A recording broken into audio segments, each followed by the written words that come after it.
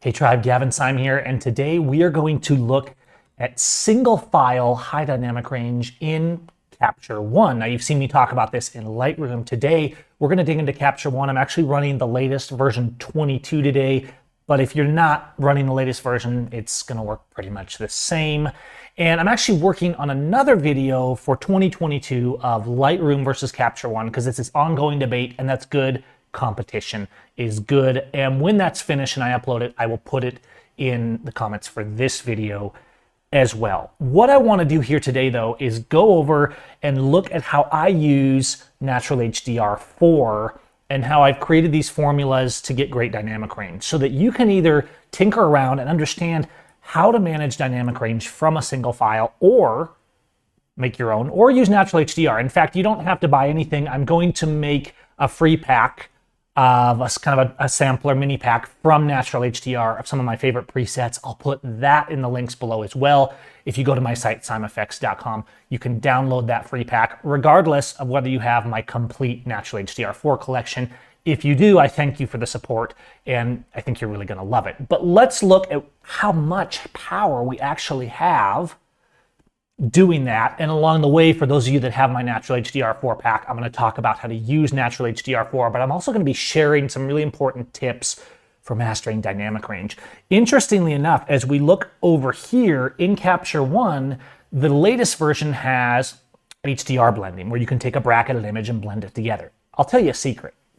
I haven't done that in years, because if I expose right, if I get a balanced exposure like I talk about here on the channel in my exposed workshop, and get a good exposure on a raw file, I can almost always get a phenomenal result without any of the side effects or the overcooking or the problems that come with a bracketed merged image. Now, of course, the techniques I'm showing you today, you could still apply, these presets, you could still apply to a merged image that you created in Capture One. It's good to have the feature available because I think there are occasionally times when we need to merge images, but as you're gonna see today, most of the time, a single raw file is enough to get absolutely glorious dynamic range, but not the dynamic range that people think of as, oh, it's a style. Oh, for years and years, and I was there early on in the dynamic range, the HDR, the workshops, and all this stuff, and it was started growing into a style, and I realized early on we were wrong. HDR is about light and controlling and compressing that light and maintaining contrast. HDR isn't a style. Now, if you want a stylized HDR, if you want a gritty HDR, if you want a super hyper real kind of HDR, that's not bad. And you can do that. A lot of times people overdo that. It's very easy to overdo it. But that's not HDR. Getting that gritty, hyper stylized look is just stylization. The dynamic range is the HDR. So that's why I normally focus on natural HDR. From there, you can take it wherever you want. I'm actually in Lightroom here right now, and don't worry, we're gonna go to Capture One, but I wanted to show a comparison of this image, because you can see here, I'm in Lightroom. Here's a raw file that I took down here, and so you can see we have a lot of shadow, a lot of highlight, and here's the result using, this was the HDR Earthscape in Natural HDR. Now let's actually switch over to Capture One version 22. And again, I have this same raw file. Now, files interpret a little bit differently in Capture One versus Lightroom, but when I develop tools, I try and keep as strong of a synergy between the two so that my Lightroom friends are getting the look and my Capture One friends are getting the look. If you're using Camera Raw, if you're using LUTs, and you can see if you're new to Capture One, you have your settings up here. I'm on a more or less default view here, okay, as we go through in the new version of 22. It's not a lot different aesthetically from previous versions. Here are all my presets. A lot of times when I'm working, I'll do this on two windows, but for purposes of this, I'm gonna just show you guys full screen here what I'm doing, and you can kick this up in your browser to full screen, 4K, all that good stuff. By the way, if you're finding this useful, or you think you're gonna find it useful, hit that like button and subscribe when I prove myself. Let's go to HDR Earthscape. Now here's that same image, right? What did we just do with a single click? We went from here to here, and we pulled out a huge amount of dynamic range, and that's the key. This is one file. Everything we're gonna look at, not that it's bad to merge a file when you need to, but doing things that are destructive, merging images. Sometimes you get blurring and artifacts when you merge files, and this is going to happen if you're merging files in Capture One or any other tool sometimes. If you have blowing branches or bushes or things that are moving or people, one of the things I pioneered early on at least I think I pioneered it. I was kind of the only one crazy enough to do it, was I would do weddings and portraits with bracketed HDR. And I got some really cool images, but over time, as our sensors improved, as our software improved, this was probably 7-8 years ago, back in the Natural HDR version 1 days, I realized, oh, if we balance the formulas correctly, if we mix things right, we can get these amazing high dynamic range results with one raw file. I want to analyze a little bit what we did, and then I'm going to come back and I'm going to show you guys what's going on in Natural HDR4 and how to make the formulas easy. You can see that I've got this pack installed. I won't go into how to install co-style packs because you pretty much just have to double click them and they're installed, but you can go to seimeffects.com/help if you're having some trouble installing a styles pack in Capture One. So you can see that Natural HDR4 is this whole pack of styles, and I can just browse over and select any of these. But I want to go first here to the tone. Okay, so let's go to the tone tools and look at what we're seeing. We have no adjustment of the exposure. That's an important thing, in my opinion, when making styles to share with other people or even to use with myself, is I don't adjust the exposure because it's too big of a variable, right? There's too much that could be wrong if I darken or lighten an image. So I'm controlling everything here using tools like shadow, like highlight. One of your biggest tools in here that we're going to be using is high dynamic range. And you can see if you look down here in the high dynamic range, we're pulling back highlights and we're lifting shadows. Capture One has an immense ability. You can see I've only gone to about 50 here. I could push this more and I could push this more. What's happening to this image now, though, is it's getting a little bit too overdone. We're mushing things into midtones, and I talk about this a lot. Use your blacks, use your blacks, use your contrast. A natural HDR is all about being able to pull out that dynamic range and that tone, but also have contrast. And that's what there's a lot of emphasis. So I'm going to undo these. Now, you can see that we pulled out a ton of dynamic range here, and that's great. And if we zoom in, we still have pretty good detail across the board.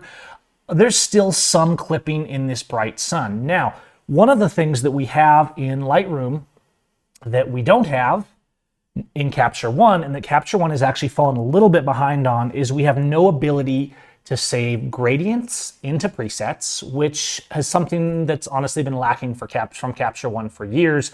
In Lightroom, I can create a preset and I can save the gradient, and now the new AI tools, the AI masking, I can save into a preset, which can be a really powerful thing. But I want to focus on the power of Capture One here in this video because we still do have our layers. If I come in here, I can actually go right up here and add a gradient layer. Boom. All right. Let's zoom back out and drag this. Works a lot like Lightroom if you've been a Lightroom user. And I'm going to kind of do a transition here. All right. Now, one of the nice things in Capture One is we have pretty much all the developed tools available. Whereas in Lightroom, our masks kind of have their own separate panel. We have our color tools. We have our exposure tools. And so what I can do is expose a bit. I'm going to bring highlights back a bit more here. And look at what we're doing. We're pulling back even more. You can see that I'm clipping a little bit right on that sun, though. And so I'm going to do my white recovery to pull back just a little bit more on that sun. And it's still a hot spot, but it's a nice kind of starred hot spot that's looking really good. Then I'm just going to do a little bit of saturation. Okay, so we've got this really powerful HDR image, honestly, with just a couple of clicks. And that is really cool. Here's what we started with, and here's what we ended with. The same, of course, can apply to anything, to portraits, to landscapes, to urban, to street. And so what I can do here, let's get into Natural HDR just a little bit. I can actually come into Natural HDR, and if you're new to Natural HDR, if you have the full pack, you're not going to have this many presets if you just have my freebie pack, but you can see the Dynafast one-clicks are kind of go-to presets. There's ones for landscape, earth, water, ocean. Not that you have to use these for that. There's portrait, there's softer tools, and then you come down here to the fast mods. The fast mods you can add on top of. So one thing I want to remind you of if you're using Capture One, go to the three dots up here and click Stack Styles if you want to use mods. What this allows you to do is, let's say I go here and I add a preset for the portrait. Let's add Dynasilk, for example. Okay, so obviously we're editing raw. This isn't Photoshop. It's not the same level of layers. So if we add night mode, right, and then I add Dynasilk, and these are global presets up here in the dynamic one-clicks, if you add a style or preset, it overwrites the equivalent settings. So if that preset, for example, edits the curves, then you apply another preset that edits the curves. It doesn't combine those curves, it overwrites the other one. That's why I create mods whenever I make these, because what this allows me to do is I can go down and I can say, hey, I want to backlight more, I want to do noise, I want to do a vignette. Any of these mod presets you see in here are just very simple ways to manipulate without editing everything else, because they only affect what they say, right? Gritty detail, light backlight, soft touch for a little bit lower clarity. And so I can just add a mod but leave all the other settings of this preset alone. One thing that's really important when you use a preset, let's say I add this and I'm like, hey, it looks pretty good, but she's a little red. The other thing that good presets don't usually touch is your white balance, because it varies so much by image. Don't be afraid to go in and tweak your white balance a little bit to get the skin tone that you want. Usually it's a very subtle little tweak, and there's so much discussion, there's so much panic about skin tones, and this camera has better skin tones and this one doesn't. And obviously, like, use the cameras that inspire you and that work good for your workflow. But it's very easy to change skin tones. Don't buy a camera strictly for a color profile. I like my Fuji cameras, but I don't buy them for their built-in color profiles, even though they're pretty nice. I've already recreated those and more using presets like my Filmus pack, using presets like we're using right here. I shoot raw and I'm going to edit it the way I want and have less limitation, because if I bake in a look in camera in a JPEG, I have way less to work with. I'm not going to be able to get the level of dynamic range we're seeing here. Okay, so if we go in here and we say, what do we want to do with this? Let's go back to our adjustments and just go through and skip these mods. The dynamic drop mixes are another one. You have the X mods, dynamic drop mixes. They mix more than one thing. They might mix curve and color mixes, but they do leave the other things alone. So you have color dynamic drops that are only affecting the color sides, and then you have tone that are only affecting the tone sides. So what this means is I can say, hey, I'm going to put Dynasilk, and then I'm going to go down and I'm going to play with different color profiles. Or I can say, I don't like the tone, I'm going to go down and play with different tone profiles, maybe that add different contrast roll off. The mobile balance preset for both the tone and the color. So you see what's happening here is I can go in, apply a preset, and then I can apply a simple mod like a vignette up here in the X mods, or a slightly more complex mod, but that doesn't change the whole concept of the look that I was trying to create. So ultra range is adding more dynamic range, but there's less blacks. All of these things. In this case, I'm going to use something like Groove Portrait and call it good. Let's go to another one here and just kind of browse over. What's our raw file look like here? Here's our raw.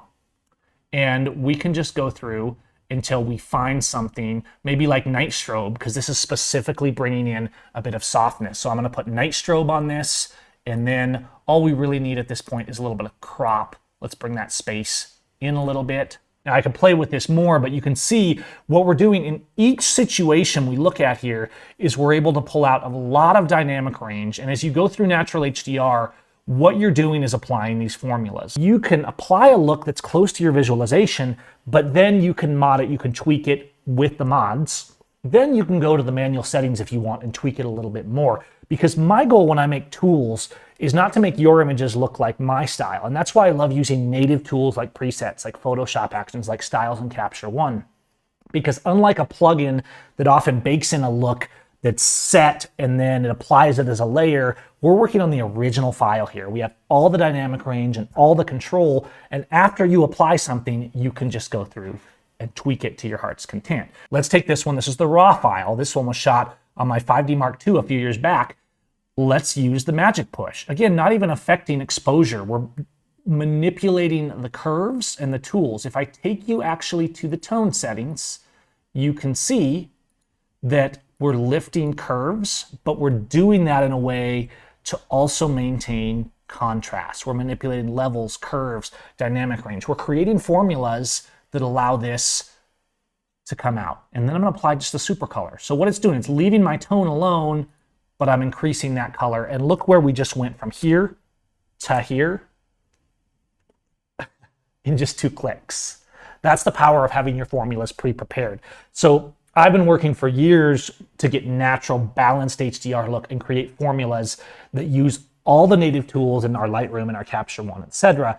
You can also do this yourself. If you have your own favorite formulas, save them as styles, and don't just save 1,000 of them. It's really weird because I see ads of people like selling 1,000 styles or 1,000 presets, and I'm like, why would I want that? I might as well edit manually at that point if I have to go through 1,000.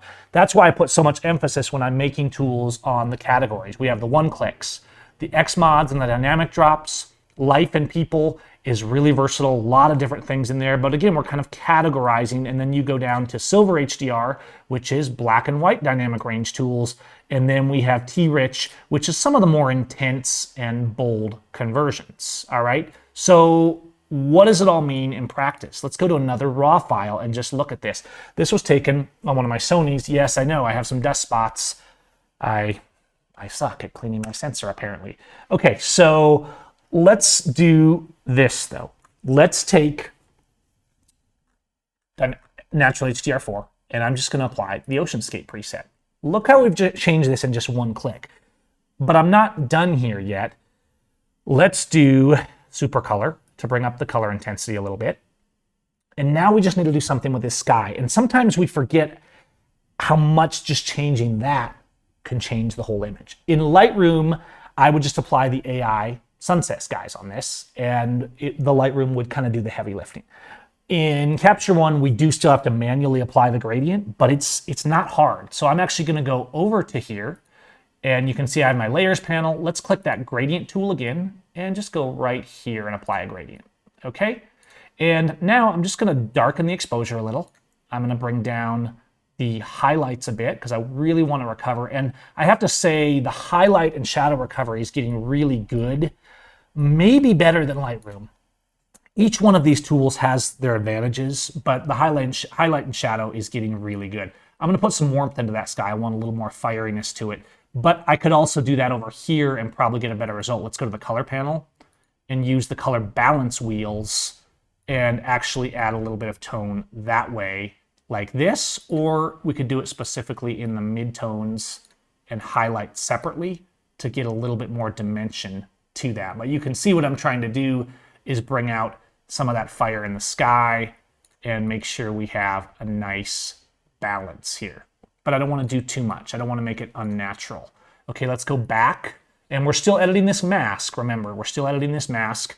And so I'm actually gonna play with my contrast, with my lights, with my saturation, and just till I get this balanced out and really bring some fire into that sky. Another thing I could actually do with this mask is right click up here and do Luma range on this mask. Let me click here, display mask, so we can see what we're working on. I'm gonna drag this over. So really you're looking at the histogram, the zone scale, left is black, right is white, and then we're seeing it feather off a little bit here. What I'm gonna do is take this mask and just limit it a little bit so that it's only affecting those highlights. That way, I can drag it down more without affecting the foreground and the darker areas too much and get a really, really good balance similar to what I get in Lightroom using the AI tools.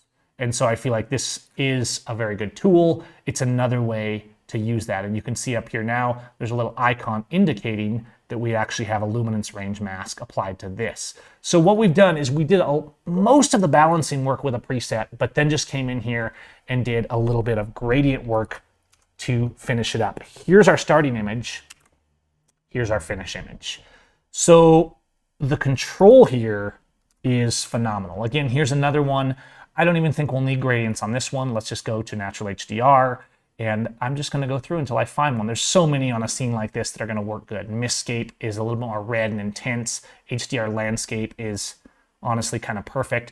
Intelligent HDR, these also look really good. But again, we're going from a crude raw file to just having really balanced, clean dynamic range.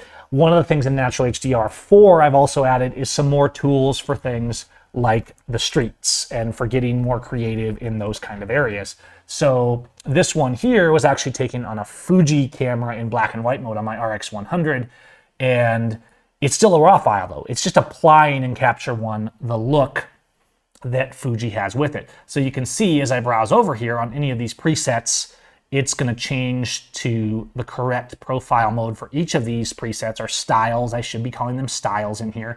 And I could go down here, for example, into the tone rich, which is the last category of effects, and get some really cool things like maybe, how about street night blues, something a little bit intense.